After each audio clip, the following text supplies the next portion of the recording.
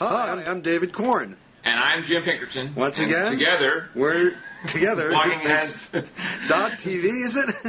We're very much the Tweedledee and Tweedledum, aren't we, David? Speaking of one of our topics later in this discussion. We'll get to that. I think of you more as the Cheshire Cat, though, with that wonderfully winning grin of yours. Well, this may be the last time we speak before the whole healthcare system is taken over by a socialist Bolshevik government. And we're working for death panels and life panels and in-between panels. And chips are put into our arms to monitor whether we've paid our mandates. And, everything goes to hell. But, as Barack Obama, our great president, says, the time for talk is over. It's time for votes. So let me ask you this question. We could get into an hour or two of discussion on policy as we've done in the past. But it looks to me like even though the votes aren't all there as we talk, this is going to happen. My general rule of thumb is when something has to happen in Washington, it happens. People find a way, and I think the Democrats have to pass this bill. So what do you think the political consequences will be? As we go into the home stretch here, the Republicans are saying, oh, you vote for this, you're going to lose your jobs, which I don't understand. They should then be happy that the Democrats are voting for this, rather than warning them. But do you think this fight will continue, and that, months from now, when we're after Tiger Woods has returned to golf, American voters will be fixed on this issue? What do you think? I do think we'll be fighting about this for a good long time. I think, look, Republicans are torn. On the one hand, most Republicans are conservatives or libertarians, and therefore they're against, big government programs. And so in that sense, they fight healthcare just because they fight healthcare. On the other hand, I think that the Republican Party would be, the Republican Party would be worse off if healthcare loses. I think that that owning the healthcare they'll lose the issue, is what you're saying. If healthcare loses, they will be worse off because they're better off. The Republicans are better off blaming the Democrats for everything that goes wrong with the healthcare system. Mm-hmm. Right now, in advance of the vote, which I guess is scheduled for Saturday now, they're saying, right. The Obama can say with good justification, look, Anthem Insurance and whoever else insurance company just raise your rates, 39 or 40% or whatever. And the Republicans blocked us from doing anything about it. And Republicans blocked us from doing anything about it. Right. And that's a pretty good argument. If Obama can talk about Natoma Canfield, this poor woman in I'm not sure, I think Missouri, or Ohio, I can't remember where she is. Who wrote in the letter. Right, who wrote in the letter.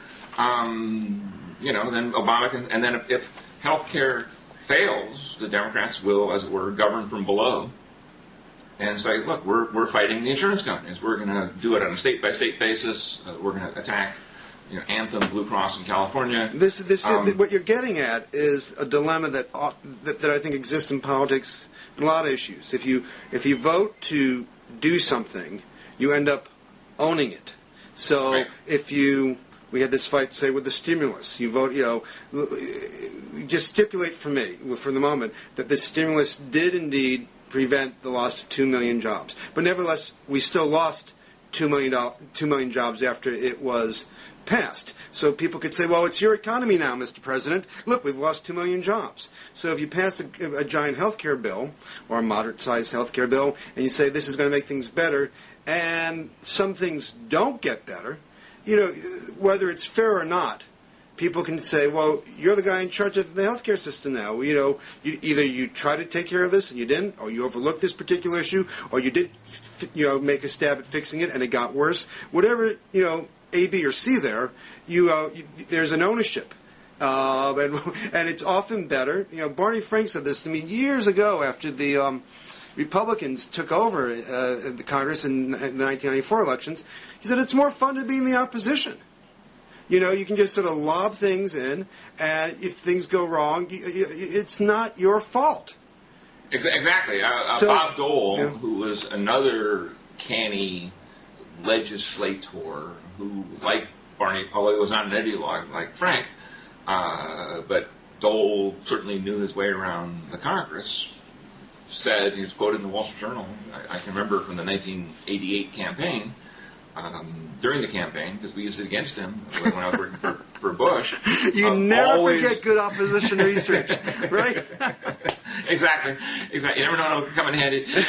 Anyway, Dole said that always vote for a bill that loses and vote against a bill that wins. Yeah. For exactly the reasons you're talking about. You don't want to be responsible for anything. Exactly. So you don't want to be responsible for anything. That's exactly. right. And Dole, was elected and reelected, senator and congressman and senator from Kansas over the course of, 35 years. So he obviously knew what he was doing. It's cynical wisdom, and it plays poorly in public, in the public square. But it does create this dynamic that you talk about, which does make it difficult, to govern from either side. It does, and it makes it. You need a large majority, and again, if we're talking about this purely from political science point of view, if you want to pursue the strategy the Democrats have pursued over the last year, which is basically, get the Democrats to vote for this, don't worry about the Republicans, then if you have to get 60 out of 60 or 59 out of 59 or whatever, or 216 get those numbers, the last votes come with a price, unbelievably expensive. Yeah. And that's what Obama went through with the Cornhusker kickback and Dennis Kucinich got all the kielbasa he can eat. Actually, who knows what it's vegetarian. I should say it's vegetarian vegan kielbasa. Okay. And Luis Gutierrez, yes. the Democratic congressman from Chicago. Yes. Same thing. I mean, what he's going to get, whatever it is he wants, at least telling him he's going to get it. As they pull him back into the reservation. Well, I know that the last kid out of my house in the morning, you're willing to do anything to get them out. So this is a principle that I think Homo sapiens learned at an early stage. But I more or less agree with your point on some of the politics of this. But let me make a countervailing argument, which I'm not sure whether, and I say this not knowing which way things are going to go. After a bill presumably passes. I'm still working on that presumption. And that is, it's often easier to scare people about something they don't know about or that's not real, hasn't come to being, than something that is there. And the case that Democrats make, and I think there's some legitimacy here, is once the bill passes, there will be some immediate, as they call them, deliverables. This is what Tim Kaine, the very charismatic leader of the Democratic Party, told me at the White House this week. And they can list them. I wrote some down so I would be as smart as at least as they are. That immediately there'd be tax credits for small businesses. Insurance companies could not drop you if you get sick. Your child can stay on your plan from the age of 23 to age of 27. No more lifetime limits on or caps on benefits. I did the young people already. The donut, that famous donut hole for prescription drug costs for seniors would be filled to a certain degree. You'll get $250 to cover that donut. And there are others as well. Now, if these things start kicking in, and people start to see this thing immediately for what it is, and there's no one knocking on your door saying, "Excuse me, it's Thursday, time for your appearance before the death panel," then, it may cut into some of that, the opposition that's out there. That I'm not saying it's majority opposition, but it may, water it down. Tempers may cool. Some people may say, well, my insurance company just sent me a note saying that my kid can stay on for 4 more years. This is a big relief to me. Maybe this wasn't such a bad thing. So that all these things, will become real, and some of the things that some of the concerns that people have raised, particularly about costs, mandate, some of the bigger issues, how to expand coverage, won't kick in for a while. So whether they work or they don't work, they won't be immediately present. So if all this comes into being, the Democrats may be able to say in November, look at these concrete things we did for American families that the Republicans wanted to say no to. It's possible, but two points of view that disagree with you on this are, first, Howard Dean, who makes the point, as he's advocated for the public option. You mean President Howard Dean? Former DNC. Governor, I don't mean that. I see you around a lot. I like you. You return my calls. Former Tim Kaine's predecessor is chairman of the Democratic National Committee, who says that, look, if the taxes on this are going to come at a beam right away, and the real benefits aren't going to kick in until 2013 or 2014. And that's been his argument for public options. That would be the kind of immediate deliverable that some people could see right away. So, and the other issue, and this I think is obviously I am closer to, is tell me exactly what's buried in 2,700 pages of legislation. And the answer, of course, is nobody knows except the people who stuck in those hidden provisions that we're going to discover. I think there's a secret moonshot in the year 2013. Which that's if we survive 2012. I mean, I think that's... Well, even more... I'll give you some ammunition here. Even more to your point is one of our favorite laws, which is the law of unintended consequences. Now, again, some of that stuff and what's buried in, maybe there's some horrific thing that happens on, October 22nd, 2010. But I think a lot of this will take literally years to play out. And, and there may be some things that happen in the short run. As I mentioned, my list of deliverables, and I don't know if, what people see the tax hikes and associate them with the bill immediately, and not associate them with these immediate deliverables. But nevertheless, I think the Democrats, have a fighting chance of making a case afterwards that all that bogeyman talk from the Republican side, well, I'm not sure they're going to beat it back entirely, and I think Sarah Palin will still be tweeting out there. And listen, how many cups of coffee does she have before she does each tweet? Those tweets scare me. Well, but nevertheless, I think we will. I think the debate will go on. It won't be concluded after a vote this weekend or next week, whenever that happens.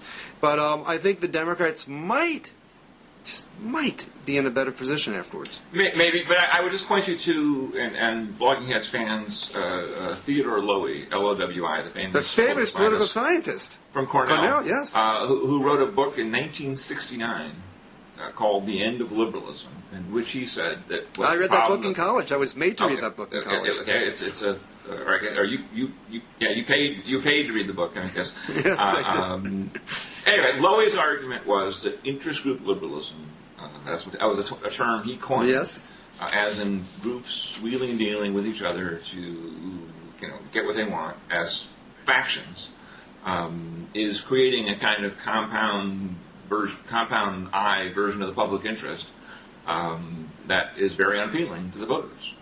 And that is alienates the voters because they don't understand what's in it, because it makes things complicated and difficult and arcane.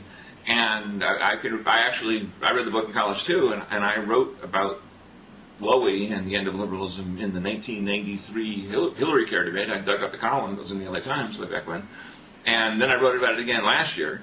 And I would just point that to anybody as you want the prism through which to see a 2,700-page bill. And again, it's not so much that I think there's some hidden Jim, what would be the right amount of pages for a bill? Well, the Social Security Act of 1935 was 30 pages. Okay, is that the top?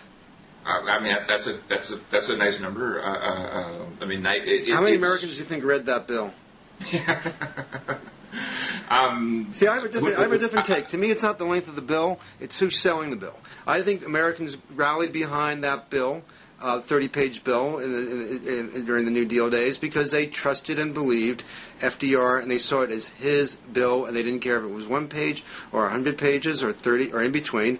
And I think the mistake that Obama made, which I think we've talked about on this show a couple thousand times, is that he immediately ceded the details and the work here to Congress, which nobody likes, and the fact that a Congress and Max Baucus and everybody else who a lot of Americans don't have faith in, produced a 2,700-page bill is the real issue. It's I agree with that. So, and I agree. If President Roosevelt were pushing it, people would trust him. Yeah. President Obama, and I think Obama should have said, "This is my bill." People in politics choose their champions. We can talk about champions later when we get to Alice in Wonderland, but that's two teases here.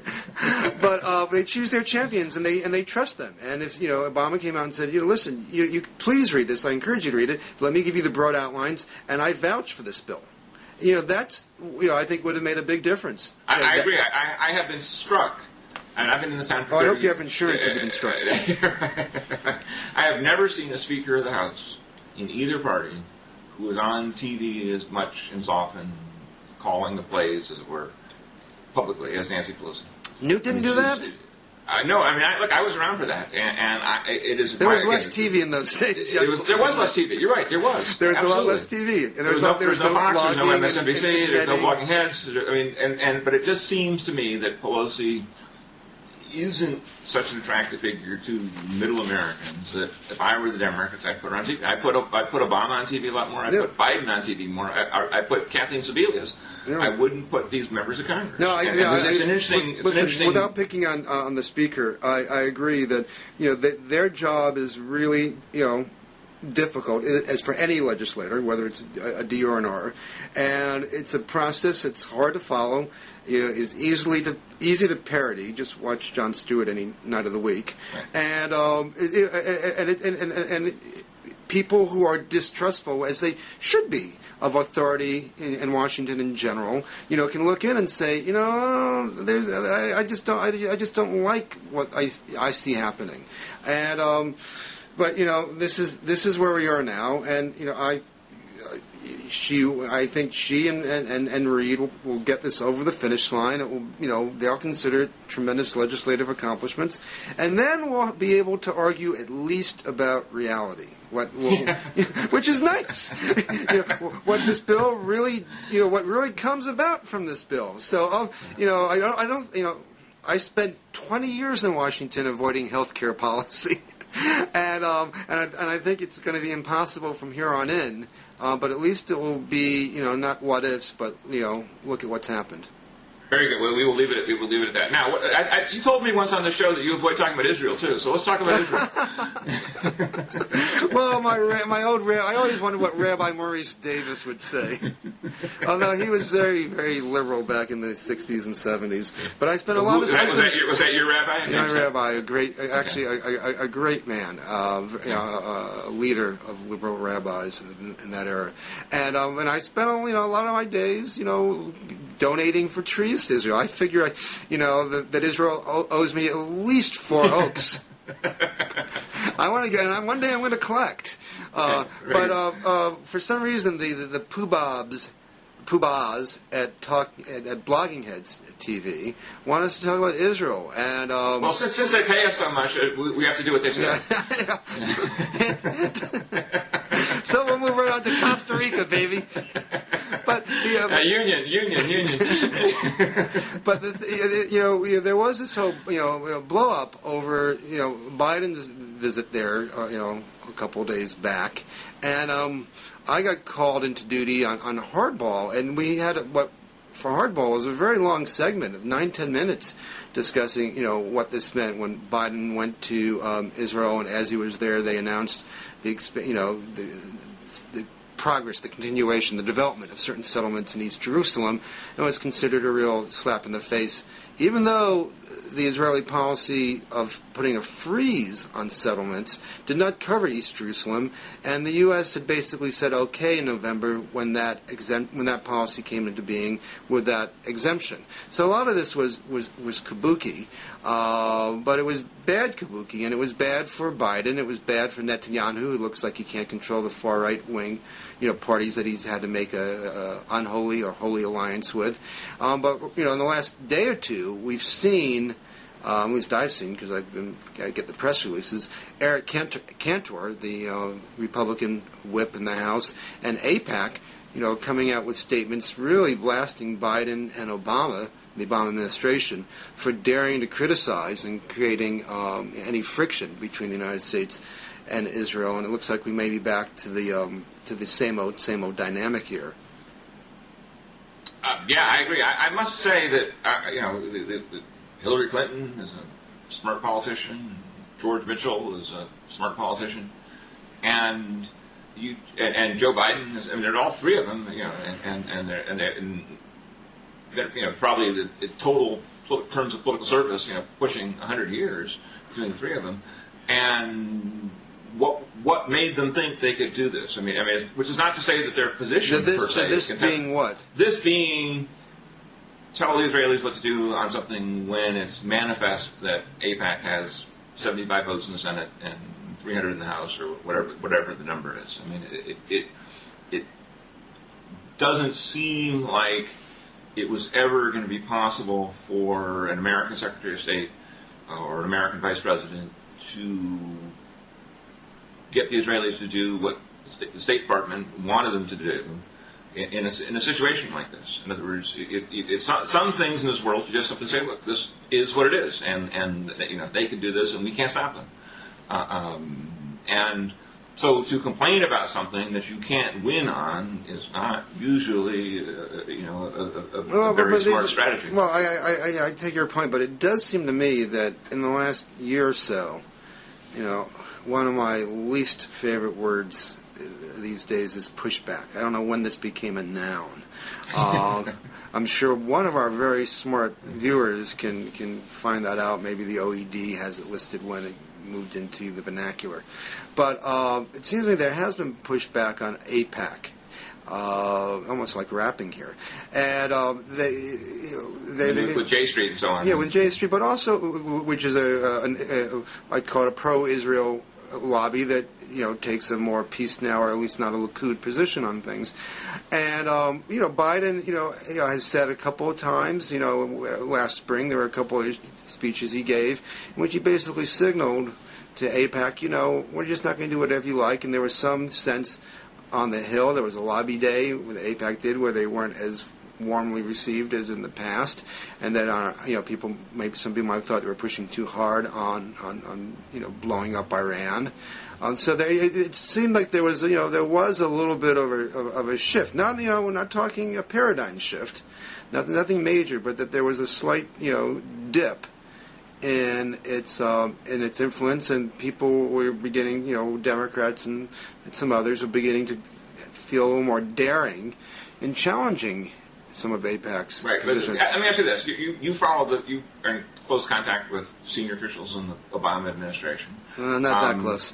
When Biden said, "I condemn this action," and when Hillary Clinton called Netanyahu the next day or whatever it was and said, "Look, in 45 minutes of discussion, I condemn this action," did they think that they were actually going to reverse the Israeli move on this? Or were they just simply trying to impose a penalty on future action? I don't think they're trying to reverse it, because as I said earlier, from a policy position, when Israel in November, called its unilateral freeze on settlements, it exempted East Jerusalem, and nobody complained about it. And the U.S. didn't complain about it. So, from a policy position, I mean, from the Israeli side, the move was kind of stupid because it was unnecessarily provocative and linked the East Jerusalem settlements now to the bigger freeze. So I think the Israelis kind of lost out on this in some ways as well. But I do think the one thing as has been explained to me by more than one Israeli journalist, the one thing that any Israeli prime minister really, really has to pay attention to is his or her relationship with Washington. The judge, in Israel, it's not an ideological position, but voters, that seems to be very important to them to judge how a prime minister is dealing with Washington.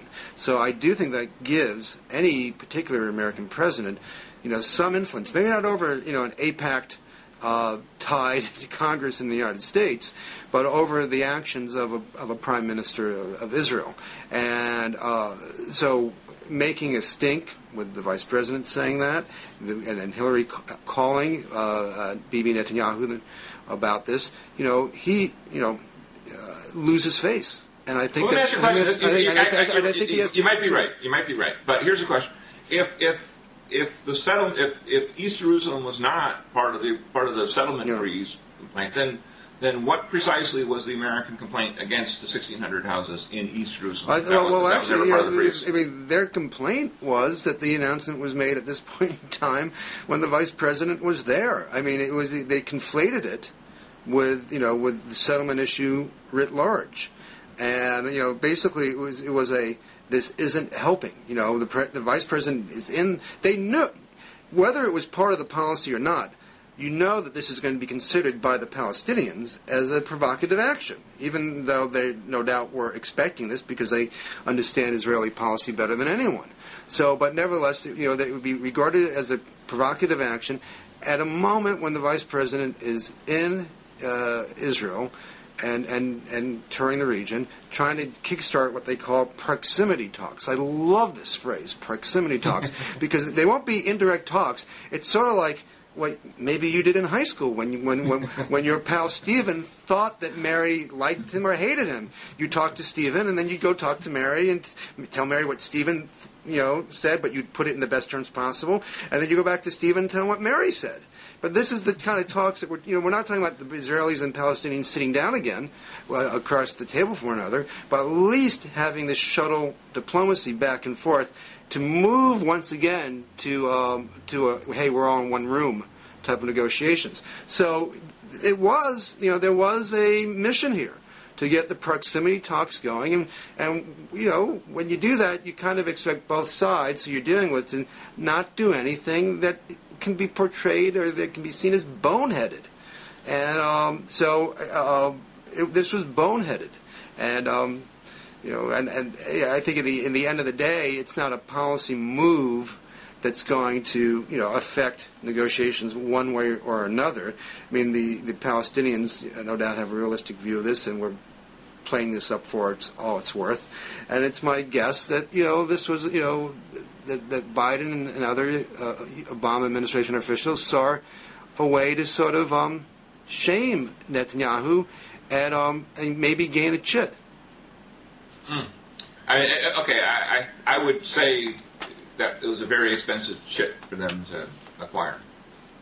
As in they took a real beating in American domestic politics, and maybe that's I'm not sure falls in the category. Things you do sometimes because you're president and you're not in the opposition. Yeah. When you are in charge of things, you got to look out for different. You got to worry about the world and so on. And did you notice, by the way, that General Petraeus, the commander of CENTCOM, has been urging that Israel in the Middle East, Israel in the West Bank and so on, be included in CENTCOM as opposed to EUCOM? Oh, I missed that one. Yeah. Apparently, again, CENTCOM, Central Command, which includes Afghanistan and Iraq and Pakistan and Iran and everywhere else in that region, has never included Israel. Israel's always been part of the European Command, which is a much lower profile and a military that's a delineation for the Pentagon. And so for Petraeus to say no, Israel needs to be thought of as a part of the strategic situation in the Middle East. Including all the Palestinian That's really interesting. Issues. Yeah, it is. Yeah, because he may be right. He is. I'm sure he is right. It makes more sense to put it. I mean, it literally is a part of the Middle East and Asia as opposed to Europe, and it makes you wonder internally what is going on at the Pentagon and the national security apparatus in general that says, look, we're never going to. In terms of our Afghan, Iran, Iraq, Somalia, Yemen, whoever else policy, we can't think of this, and we have to think of in the same. Israel needs to be in the same discussions with all those other countries. Well, for you, it's not really France and Belgium; it's Iraq and Afghanistan that Israel's in the context of. It's just it's perhaps small bureaucratic thing that could explain a lot of. Blogging heads, TV viewers, pay attention. Call your brokers. This information might be useful in the future. But speaking of Iraq, Jim. Yes. I have I've sort of been drawn back through the wormhole into the debate of how and why we went to war in Iraq. Oh, yes, you have. Yeah, I've heard about this. This is big time. Big somebody time. was saying. We can use the A word as well. Isn't that part of it? I think I can blame Carl Rove on this because his book came out a week or two back in which he insisted that the president, George W. Bush, did not lie us, those are his words, into the Iraq War. And I, having written a couple books on the subject, took issue and wrote a couple of columns in which I listed the occasions in which the president and Dick Cheney and others either overstated the intelligence that did exist at the time or made stuff up that didn't exist at the time. Everyone knows that the intelligence was wrong and was flawed, but the intelligence was also full of many caveats, was sometimes contradictory, and regardless of what it was, the Bush and Cheney and others repeatedly, again and again, overstated what the flawed intelligence even said, and as I said, they often said things that had no bearing, they had no foundation in the intelligence that existed, and in fact the White House even admitted that the president didn't read the big intelligence summation, the 93-page national intelligence estimate on Iraq, which remains classified in its whole. I mean, parts have been released, but you can't get the whole thing anymore. Yeah, not these days. But so he didn't even read it. So. My argument has been from the get-go that whether you call it a lie or not, it was a willful campaign of misrepresentation and hyperbole. And in the last day or two, drawn into this debate has been Peter Wenner, who is a colleague of mine as a columnist at politicsdaily.com, Carl Rove, and Russ Douthat, the New York Times young conservative columnist. All of them had sort of have taken issue with the Bush lied mantra, as they sort of derisively referred to it. Rove in his book, Wenner in response to a column I wrote, and Ross in attacking the new Matt Damon thriller Green Zone. All saying that there's really no evidence that Bush misrepresented the case for war, lied us into war. With Ross coming up with the rather lyrical analogy that what really happened was a Shakespearean tragedy. Was not a story of good or bad, but a story of murky tragedy that led us into war. And so, just this week, and we'll post it where we post all our self-promoting columns, I did a column challenging Rove, Wenner, and Douthat to a duel in which I listed about, 8, 9 examples of these misstatements and exaggerations and made-up stuff from Bush and Cheney, and asked them to give me a line-by-line rebuttal. What do they? These were not simple mistakes. These were not good faith mistakes. These were not mistakes made because they read or were briefed on the wrong intelligence. And so the bottom line is, I think at the end of the day, whether you want to call it lying or misrepresenting or misleading, you can flip the question, and as I do to Rove and Wenner and Russ Douthat, and say, can you state with a straight face that Bush made a careful and deliberate review of the available intelligence in order to present to the public a fair case of what we knew and did not know about any WMD threat posed by Saddam Hussein? I mean, if you can't, I think I'd rather say it's Shakespearean. Yeah, I think, yeah. I don't think I mean, if they can say yes to that question, and then I think we can call it, we can call an end to the debate. Because if someone says the sky is purple when it's blue, you can't have a debate with them. So, so I don't know. I mean, Carl Rove was tweeting about Wenner's column in reference to me the other day. So he's paying attention to this. Ross Douthat, who's been a part of our Blogging Heads community, I hope he sees the column as well. And I know Peter will. And listen, I'm happy to take them on, mano a mano. I'll take them on 3-on-1 here. Sure that someone, maybe you and hopefully others as well, are keeping track of all these disparate data points.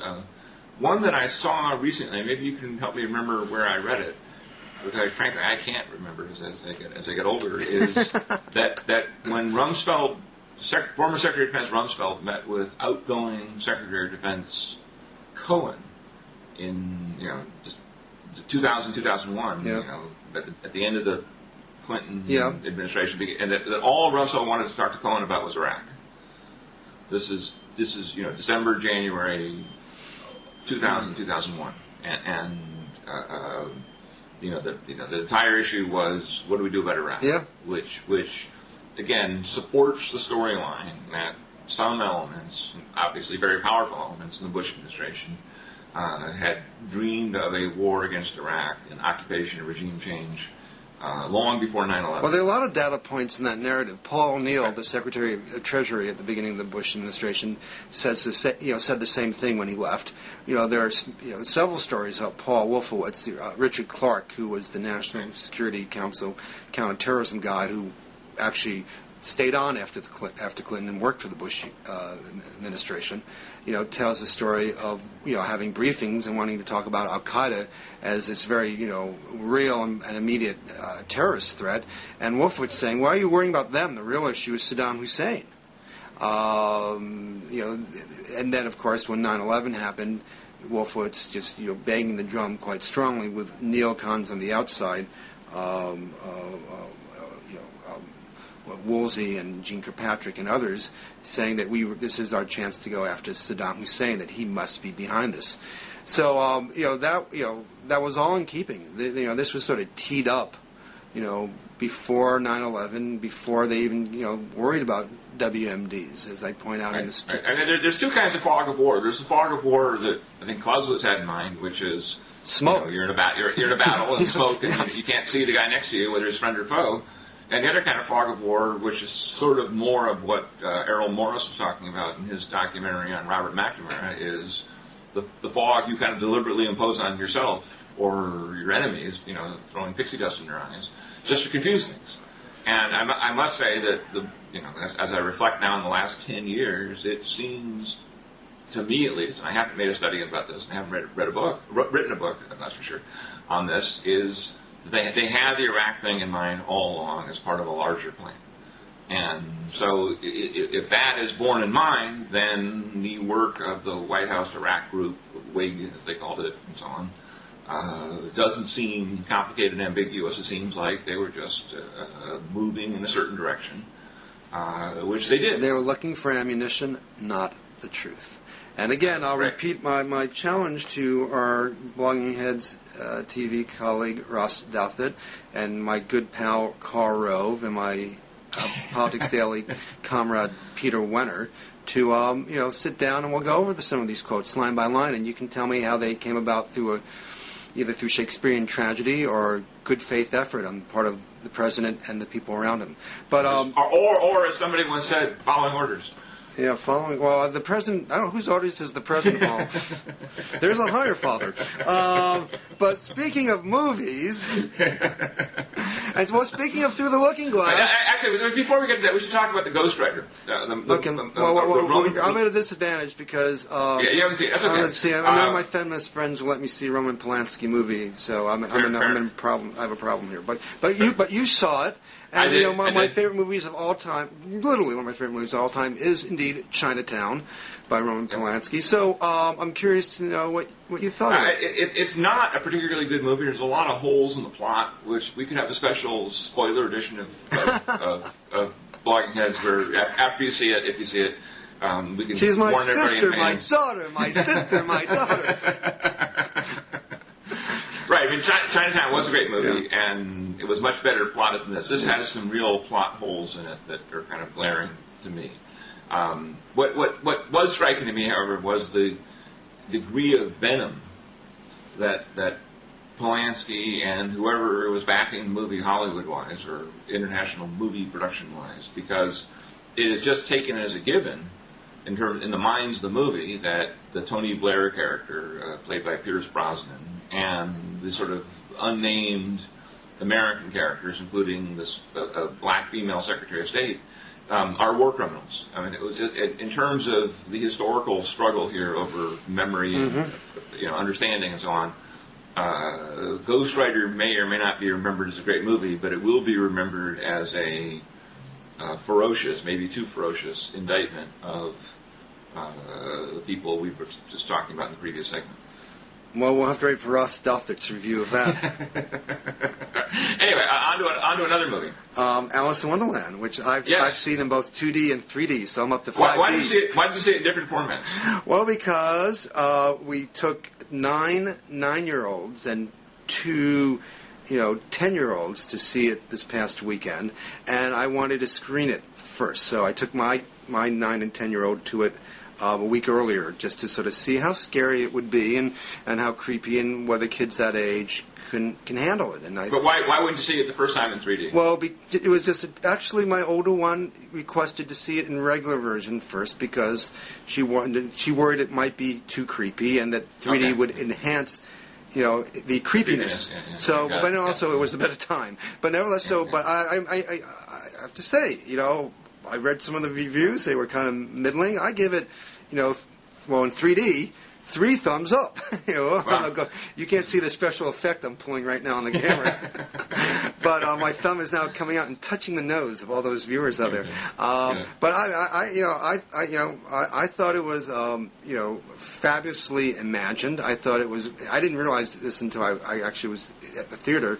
It's not the telling of Alice as we know it. It's a sequel. It's Alice 13 years later when she's 19 now, and she kind of returns to Underland, as it's supposed to be called, not Wonderland, and has to become a champion in a fight between the Red Queen and the White Queen. And for those of us with daughters, it had a very powerful girl power message, which is make your own decisions. And it was set in Victorian times when young women didn't often get to decide their own destinies. And I found Johnny Depp just delightful. I mean, that guy could play Dick Cheney, and I think I'd enjoy it. It wasn't the most challenging dramatic role, but there was something very hard. I think the accomplishment was that he and the woman who played Alice, whose name escapes me, I apologize to her, I thought really developed on screen a heartwarming relationship, which is kind of hard to do when one character is kind of a cartoon character. But it was. But anyway, I understand. I've heard on the grapevine that you're not as enamored with this. Yeah, listen. Lewis Carroll was. The original stories are brilliant, and there have been many good film adaptations over the last 100 years. It's important for would-be viewers of this movie to understand that they completely junked Carroll. They have the characters and nothing else. It's a different story. It's they turned it right. It's a different story. They have turned it into sort of the Chronicles of Narnia sword fighting movie, where Alice is a combination of Prince Caspian and Joan of Arc, and spends her time, fighting the bad guys. Tim Burton, the director, who I was a huge fan of Edward Scissorhands and Beetlejuice, Nightmare Before Christmas, and so on, has taken a turn for the worse. I thought Sweeney Todd was terrible a couple of years ago, and I think this just he seems now to have sort of lost his intelligence to go along with his visual imagination, and he just makes sort of in the case of Sweeney Todd, just bloody movies with sort of gore, Saw 6 kind of movies. And in this, they just simply, actually, that was a perverse part of Sweeney Todd. They took out most of the music. They wanted more time for cutting throats, because I thought that would get the audience of 14-year-olds to see the movie. In this, I was just startled at how, it was pretty, I'll give them that, and yet I thought the plot was just bad, and sort of an insult to the original works, even though I realized they were also at the same time kind of an homage. So I was sort of distressed at how bad it was. Well, I don't think I could disagree with you more, except if you were talking about global warming, which fortunately we've not. So I just encourage viewers to go out and see it and decide for themselves. Well, that's certainly fair and balanced. That's very fair and balanced of you. What can I say? Well, that's right. But I think that brings the movie edition of Vlogging Heads TV to a close. Well, David, when we 2 or 3 meet again, depending on how many D's we have, we will have presumably, although you never know. I mean, it is worth remembering that Congressman Clyburn said the vote might wait till Easter. So, let's give us one more chance to talk about it before it happens. I can't wait. Oh, joy. If we weren't getting paid so well to do this, I could see why it would grow thin. Anyway. Anything that's good for Ezra. Well, anyway, Jim, I'll see you David, soon. Thank you. Bye. See you soon. Bye.